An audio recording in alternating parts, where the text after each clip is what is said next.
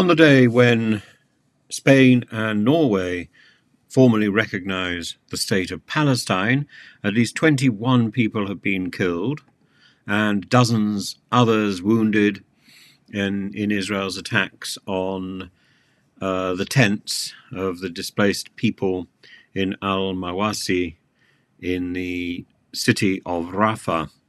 And Palestinian medical officials have confirmed the deaths, the fatalities, and the injuries after an Israeli strike. And this is in the middle of global condemnation, and the optics look appalling, and the politics are detestable.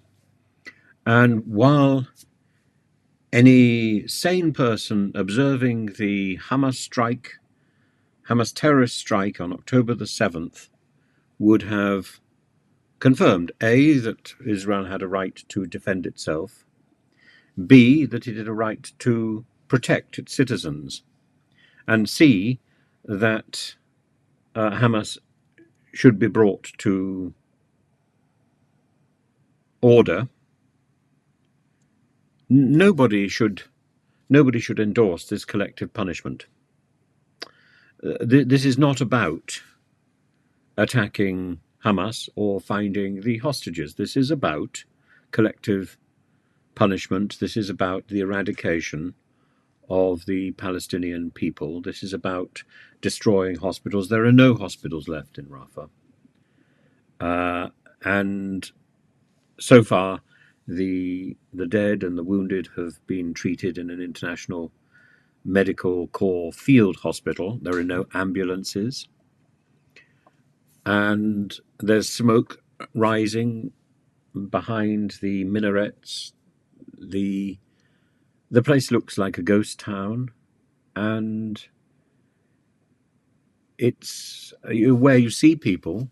These people are bloodied victims, covered in blankets, and it is a massacre. The International Court of Justice has called on Israel to halt the offensive. Israel, Netanyahu, and senior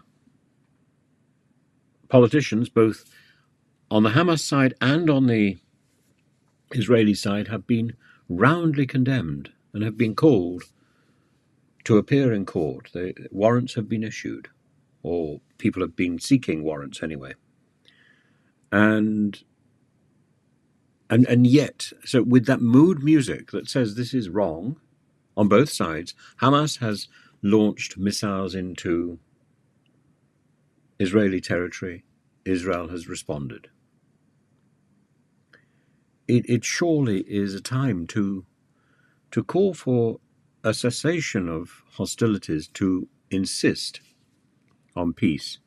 And Spain, along with Norway, are taking that first step. Yes, it means that they're breaking diplomatic relations with Israel, but Israel should be the bigger person and respect the fact that Spain and Norway are simply implementing the two-state solution that was proposed long ago. And why is it being done? Why is it being forced? Why is the Israeli hand being forced? Because the Israeli government is behaving in an appalling and an inhuman fashion. Beyond that, the British call is for a cessation of hostilities and that Israel has gone too far. I don't think that's the right call. There isn't a point at which you say, oh, too many people have died. This is either the right approach or the wrong approach. I happen to think it's the wrong approach. While I can perfectly concede and recognize that Israel has a right to defend itself, I don't believe that Israel was right to lay siege to Gaza, to enter Gaza unilaterally, and to raze the place to the ground.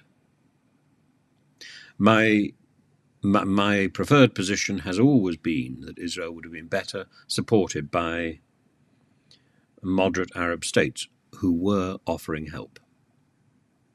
That Hamas needed to see that even within the Arab community of neighboring states, their action, their terrorism, was viewed with horror. Now Israel has abandoned all that goodwill, has jettisoned all that goodwill to make itself the pariah state of the Middle East. It talks about the threat from Iran, but it is fast approaching a position where it's very difficult to say which is the worst government, Iran or Israel. And Israel has the capability of presenting itself as a civilized society, the jewel of the Middle East. Not so today. Not so today. Tarnished. And there are so many people in Israel who are protesting against the direction taken by Netanyahu and his people. Itamar Ben-Gvir, for example, is also recognized as a terrorist. And yet he was in charge, I think still is in charge of security. It's madness. Utter madness.